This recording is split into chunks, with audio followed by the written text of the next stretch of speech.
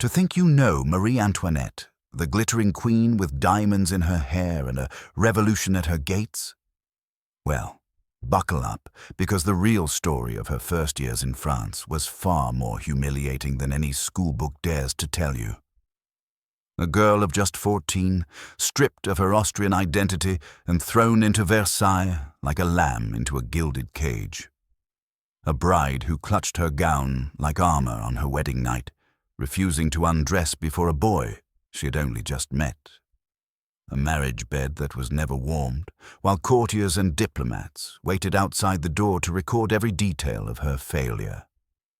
You're about to discover the shocking curiosities of Marie Antoinette's earliest years in France, years that turned the Dauphine of France into a living spectacle. From her humiliating wedding night to the gossip that spread like wildfire, from her husband's secret medical condition to the brutal surgery that made their marriage a public scandal. This is the story that will change everything you thought you knew about France's most infamous queen. Her gown was a prison, and her innocence a crime.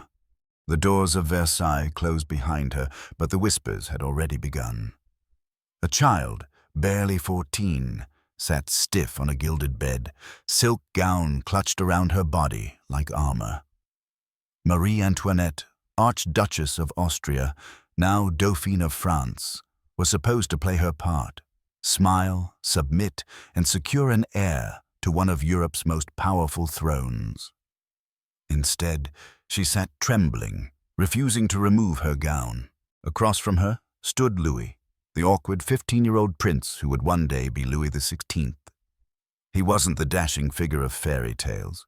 He was shy, heavy-set, and already sweating with nerves. Court protocol dictated that the wedding night be more than a private moment. It was a state duty. The bed was not theirs alone. Outside the chamber, courtiers waited to report back to Paris, to Vienna, to Rome. Success or failure would be noted, recorded, and judged, but the bed remained cold. Marie gripped her rosary and muttered prayers under her breath, wide eyes fixed on the heavy curtains as if she could will them closed against the world. She refused to let the chambermaids undress her. She refused to slip out of the armor of white silk that still smelled faintly of Austrian incense. To bare herself to a boy she had met only hours before was unthinkable. Louis, fumbling and paralyzed by timidity, made no move to insist. And so the hours passed. 2 children in a bed built for monarchs, silent, rigid, utterly incapable of performing the one act that mattered most. By dawn, the failure was known across Versailles. The Dauphine would not undress, the Dauphin would not act, and the great marriage meant to unite Austria and France had begun in humiliation. A dynasty's future lay trapped beneath a gown that would not come off. They took her name first. Maria Antonia became Marie Antoinette, and then they took the rest. At the border, in a ceremonial pavilion split between empires, they stripped the Austrian clothes from a 14-year-old girl and dressed her in France. New silks, new jewels, new allegiance. When she stepped out, smiling because everyone told her to smile, the Dauphine-to-be was a symbol, not a person. Versailles swallowed symbols whole. The palace glittered, but it was a machine, endless corridors of eyes, ears, and etiquette. Every step had rules. How to curtsy, how to sit, how to breathe in the presence of a king. A mistake here was not a mistake, it was a message, and the message Versailles wanted was simple: produce an heir. She had been raised to dance, to sing, to write obedient letters to her mother, the Empress. She had not been raised to understand beds as battlefields. The whispers about duty blurred into perfumes and powdered wigs. When the older ladies of the court hinted at what must happen, she blinked, nodded, and understood nothing. Her innocence wasn't charming here, it was dangerous. Ignorance invited mockery, and mockery here traveled faster than light. The French expected a queen who would silence factions and soothe old rivalries. They received a frightened girl who mispronounced names and laughed at the wrong moments. She reached for friendship and found factions. She reached for privacy and found spectators. Even kindness had a price. A smile could be read as policy. Letters from Vienna arrived like commands wrapped in concern. Be dutiful, be graceful, be fruitful, but fruitfulness required knowledge she did not possess and a husband who did not insist. So she played the part she knew, charming, light, eager to please, while courtiers measured her worth in rumors and empty cradles. A foreign bride in a golden trap, she learned the first truth of Versailles. Everyone belonged to France, but the Dauphine most of all. Her body was now a treaty, her innocence an offense. Louis Auguste, Dauphin of France, was no seducer. He was no warrior prince either. He was a boy who preferred locks and keys to kisses and caresses, who spent hours in workshops filing metal instead of learning how to touch a woman. Shy to the point of paralysis, awkward in his body, he recoiled at the very thought of intimacy. Physicians suspected a condition, phimosis, they whispered, a foreskin too tight to permit normal relations. But it was more than flesh. It was fear. When the doors closed and expectation pressed in, Louis froze. His bride, barely a teenager, sat beside him like a ghost in silk. He did nothing. She did nothing. Night after night, the ritual repeated. Silence, stillness, the weight of duty unfulfilled. For France, this was not a private matter. A marriage without consummation was no marriage at all. It was a political disaster. Every morning after, the courtiers noted the silence of the marriage bed. Every evening, rumors spread like wildfire. The Dauphin had failed. The Dauphine remained untouched, and Europe was watching. Louis felt the pressure but lacked the courage. Rather than face his wife, he retreated into books, hunts, and locks. He avoided the one duty that mattered most, producing an heir. A kingdom trembled while a boy turned king-in-waiting stumbled at the threshold of manhood. Versailles lived on whispers. Behind gilded doors and painted ceilings, gossip was currency, sharper than swords, deadlier than armies. And nothing fed it more than the failure of the royal bed. By the second year of the unconsummated marriage, the Dauphine was a spectacle. Courtiers leaned over fans and muttered, "Still a virgin." Satirical pamphlets in Paris joked about the impotence of France's future king. Foreign diplomats wrote to their courts with disbelief. The Bourbon line was in danger, undone by sheets that stayed unstained. The palace grew cruel. The young Austrian bride was called cold, frigid, unnatural. The prince was mocked as incapable, childlike, unmanly. Together, they became a comedy played out before the deadliest audience in Europe. Every laugh carried political weight. Every rumor widened the gap between Antoinette and the people she was meant to charm. At banquets, the glances were sharper than knives. At masked balls, the jokes grew louder. In salons, the word spread. France's most important marriage was a farce. Versailles had seen scandals before, but never one so intimate, never one that cut so directly at the heart of monarchy's legitimacy. Two children trapped in a marriage bed became pawns in a game of nations. Austria demanded results. France demanded heirs. Versailles demanded spectacle. And in the shadows, the gossip sharpened into prophecy. If the union could not be consummated, it would one day consume the crown itself. Far from Versailles, in the marble halls of Vienna, another woman paced with growing fury, Maria Theresa, Empress of Austria and mother of the Dauphine.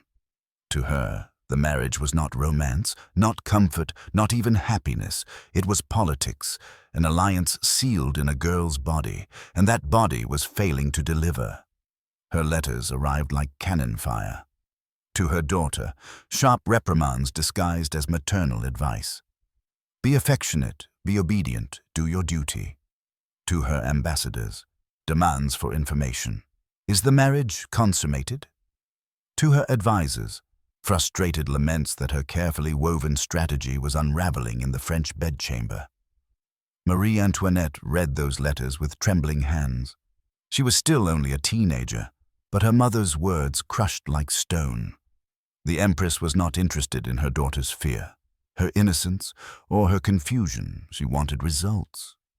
An heir in the cradle, a victory for Austria, proof that her daughter was worth the expense of a royal dowry. Louis, meanwhile, shrank further into silence. The pressure did not stir him. It paralyzed him. When courtiers hinted at his failings, he blushed, laughed nervously, and changed the subject. When physicians offered discreet remedies, he dismissed them, and all the while, the Empress of Austria raged across borders, certain that her daughter was being mocked in France because she had failed in the oldest, simplest duty of a queen. Marie Antoinette was cornered, mocked by Versailles, scolded by Vienna, ignored by her husband. Each unopened letter on her desk was another reminder that her womb belonged not to her, but to Europe. She was a child turned into a bargaining chip, and with every month that passed, the letters grew more desperate, more cutting, more impossible to ignore. What began as whispers soon hardened into diagnosis. The problem, physicians agreed, was not merely timidity, but flesh. Louis's body carried a flaw. Phimosis, a foreskin so tight it made consummation excruciating, if not impossible. The Dauphin's body, like his spirit, was locked shut. Doctors spoke in hushed tones, but nothing in Versailles stayed secret for long. Courtiers snickered that France's heir could not perform his simplest duty. Pamphlets hinted that Austria had sent not a bride but a curse. Foreign envoys wrote back with astonishment. The future of France rested on a boy who could not open himself to his wife. The scandal grew anatomical. Gossipers did not simply say the marriage was unfulfilled. They described why. They spoke of deformity, incompetence, impotence.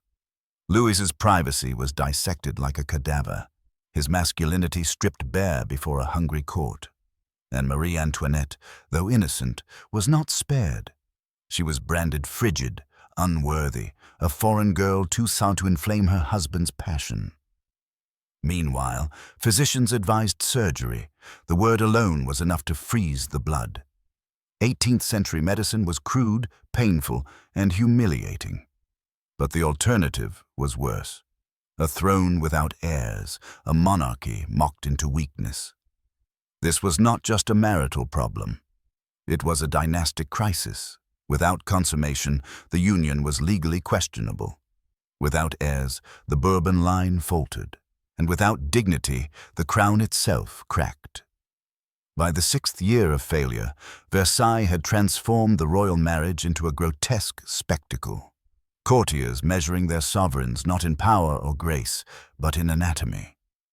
France was no longer asking whether Louis and Antoinette loved each other.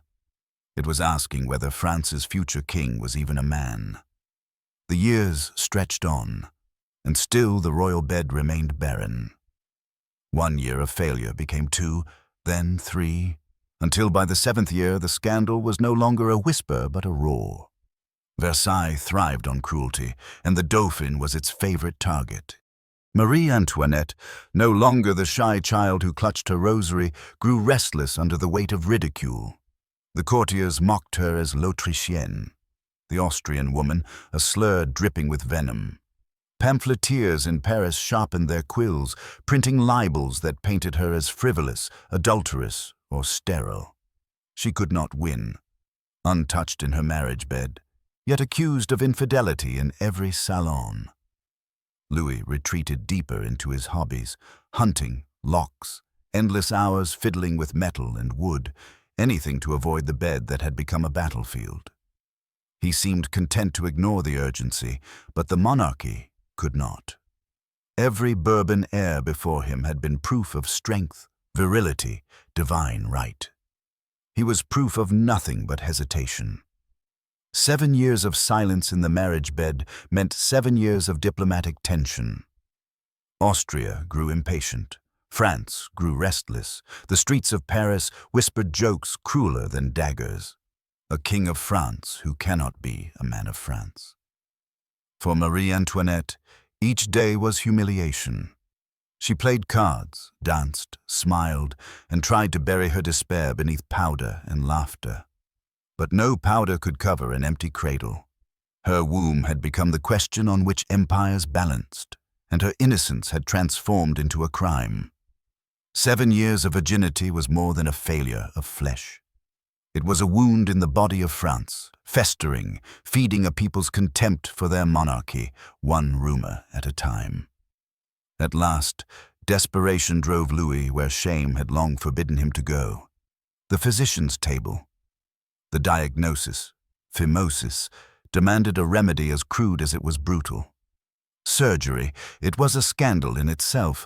A king-in-waiting, heir to one of Europe's most powerful crowns, reduced to a medical spectacle.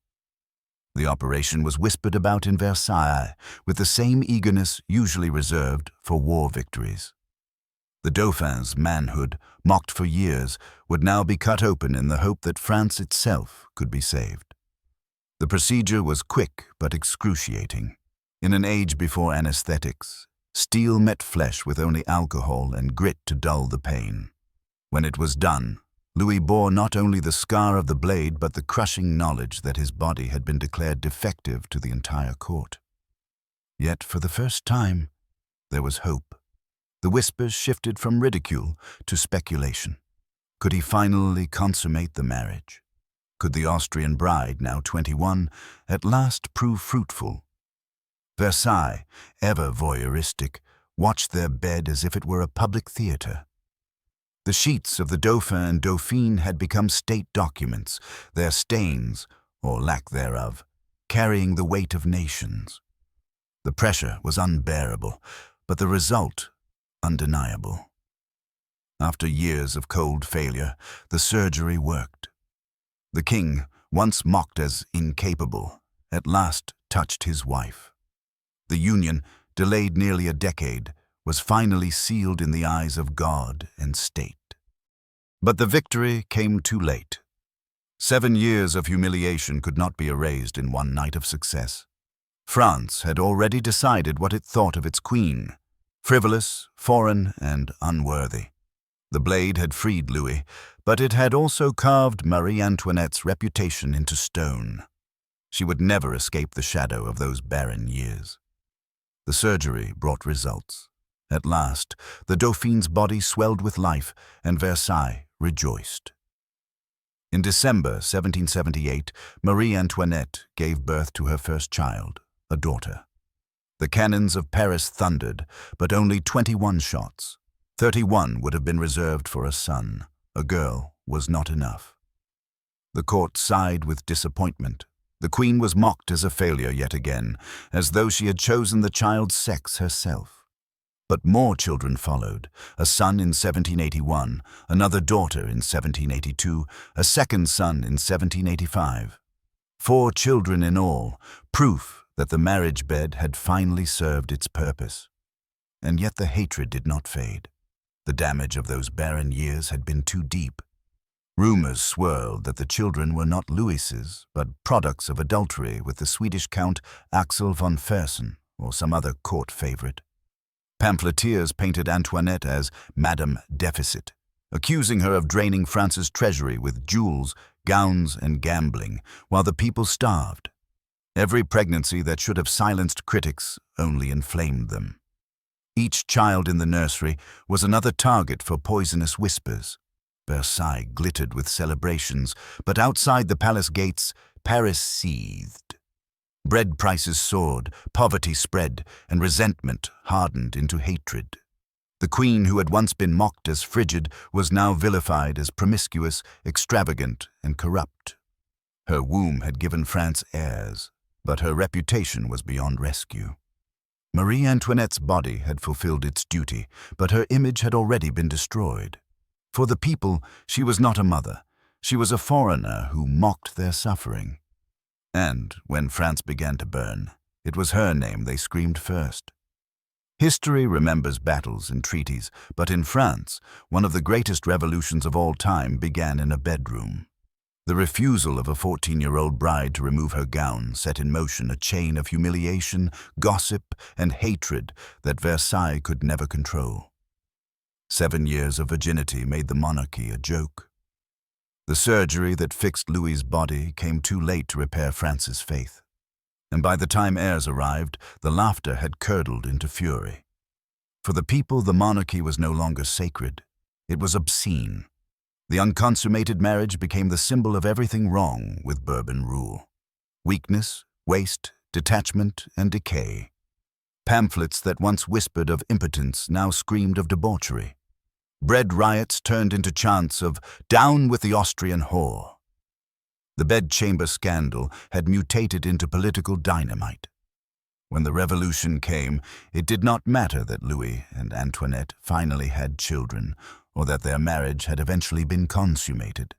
What mattered was the story, the humiliations, the ridicule, the image of a monarchy too weak to manage even its most basic duty. On the guillotine in 1793, as the blade gleamed above her, Marie Antoinette stood not only condemned for treason, but burdened by years of sexual scandal. Her gown had stayed on that first night, and in a sense, it had never truly come off. She had been stripped instead by rumor, by pamphlet, by the searing contempt of a nation that decided its queen was a whore before she had even been a wife.